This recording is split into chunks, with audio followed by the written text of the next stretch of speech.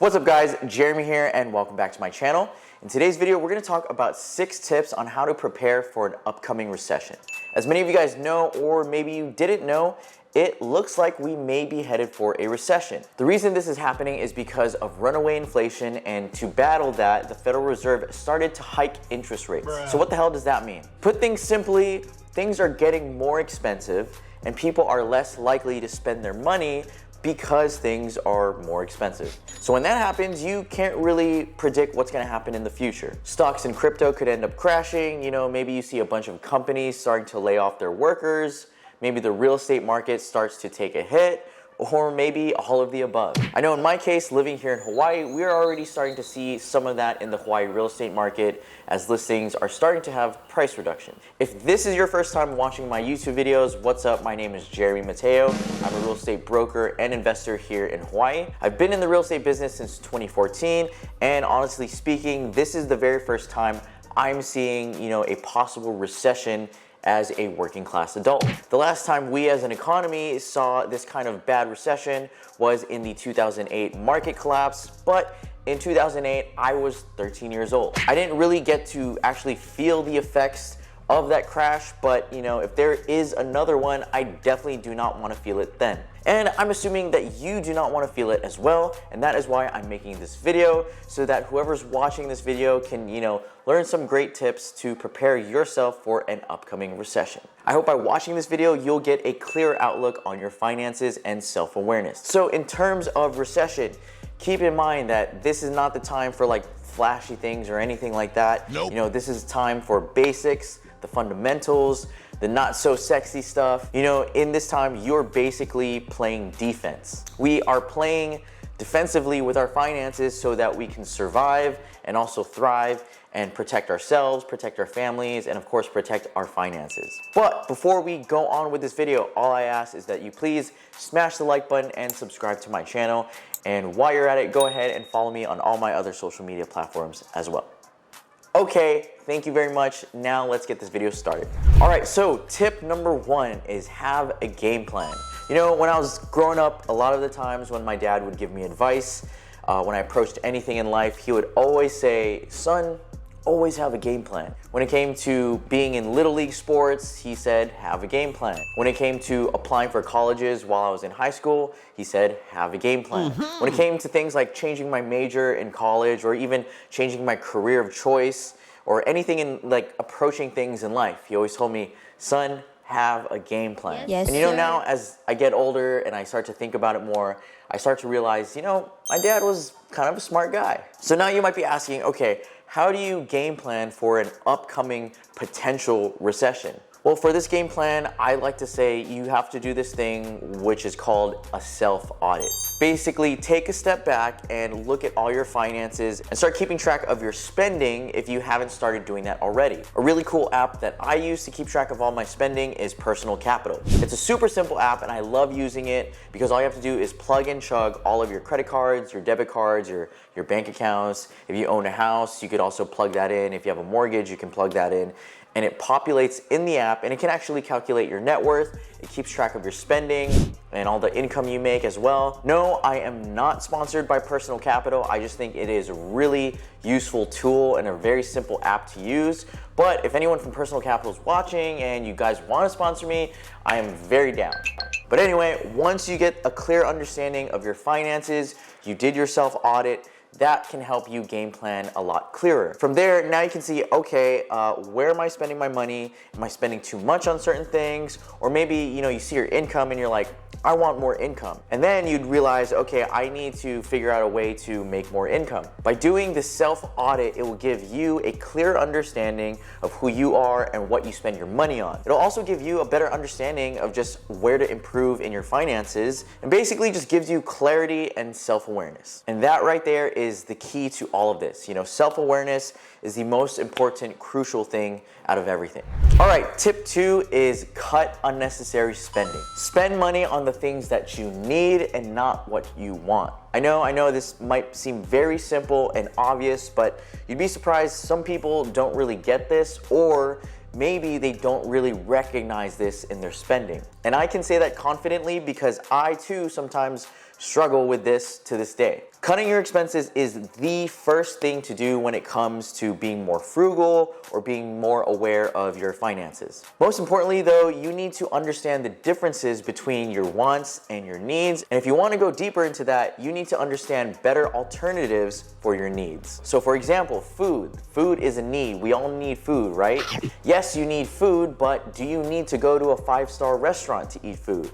No, you want to, but you don't need to. The better alternative for a 5-star restaurant would be buying food at the grocery store and cooking it yourself at home. Another example is clothes. Yes, we need clothes. Do you need a Gucci or Louis Vuitton shirt?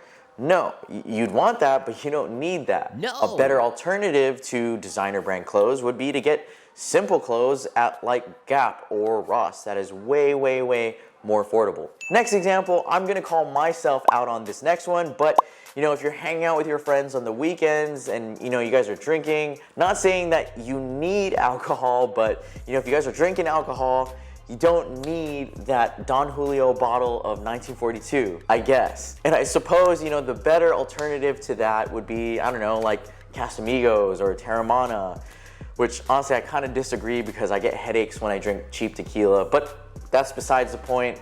You guys get what I'm saying. Yes, we all want nice things.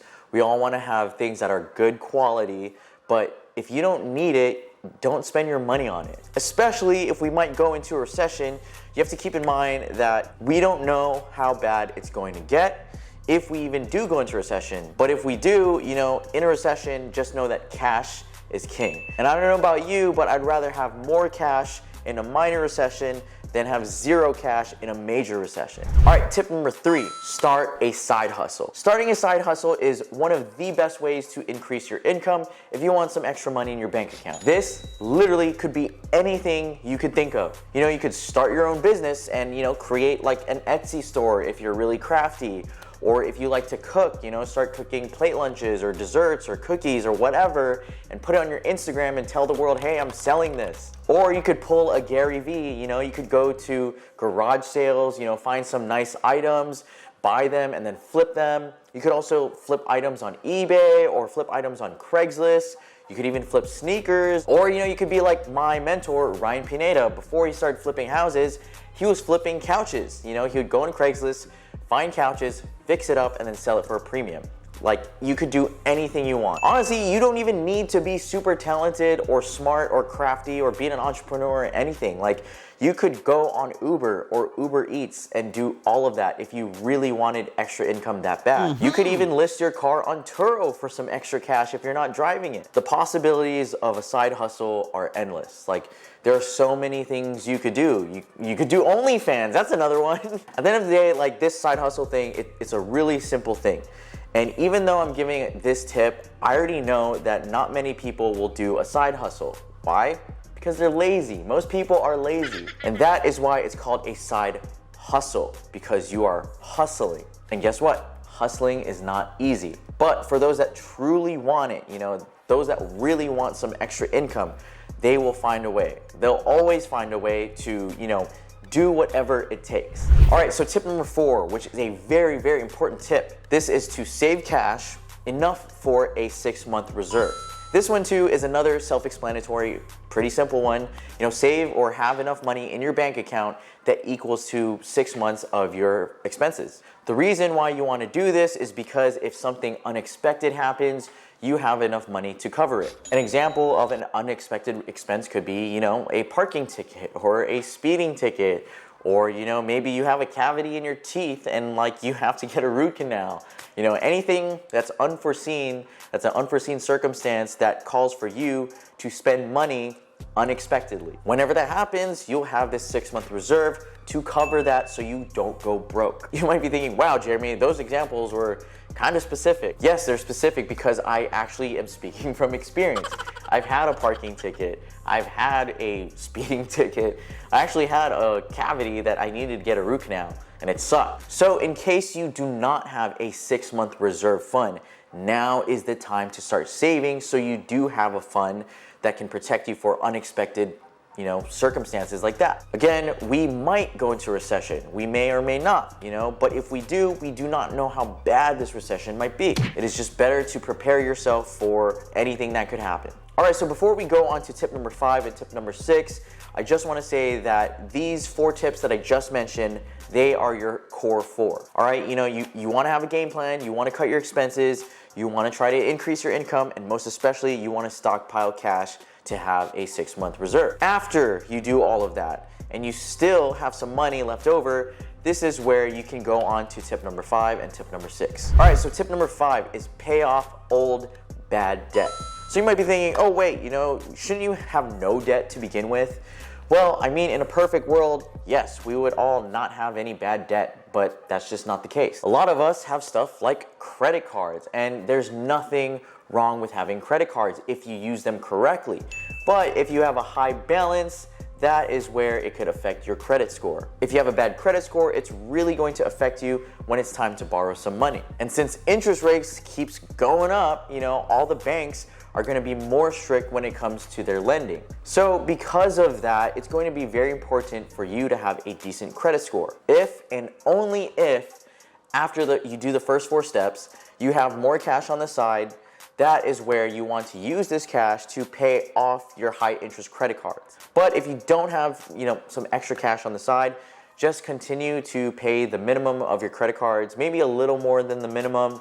You want to do that so your credit score doesn't get affected too badly. If you're able to pay off your bad debt, you'll be able to increase your credit score, and therefore putting you in a great position when it comes to making a purchase that involves lending. If by chance an amazing real estate deal comes your way and you have bad credit, guess what? You aren't able to pounce in that moment because you aren't able to get a loan with a good interest rate, or maybe you can't even get a loan to begin with. But in that case, if you don't have enough cash to invest with anyway, then it doesn't even matter. All right, the final tip, tip 6, is to invest your cash. Again, friendly reminder, you should not be investing your cash if you are not able to do the first 4 tips. After you game plan, after you cut your expenses, after you increase your income, and especially after you have a 6-month reserve, then you can start investing your cash. If you only have $1,000 in your bank account, what can you do with that? If an unexpected bill comes up, it'll probably wipe you out. But if you're fortunate and you have a bunch of cash laying around,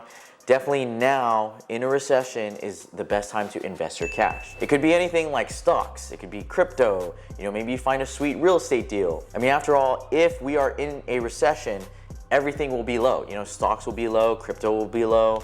Maybe we see a dip in the real estate market, which, I wouldn't be surprised because we're already seeing prices come down, but, I don't think we'll see a crash, but definitely prices, start to decline. Side note, my thoughts on that, I just want to put it in here, is that, I don't think we're going to see a crash. I think we're going to see, small decline in prices, but basically we're going from super hyperinflated prices going down to normal prices. We are up here returning to normal. The last 2 years, we're seeing anywhere from like 8 to 20 offers per house. That right there is not normal. Now we're, seeing homes stay on the market a little longer, no crazy overbidding by $100,000, no multiple offers. That is, the normal real estate activity we were seeing before the pandemic. But anyway, back to the video. So yes, if you have extra cash, definitely diversify your investments.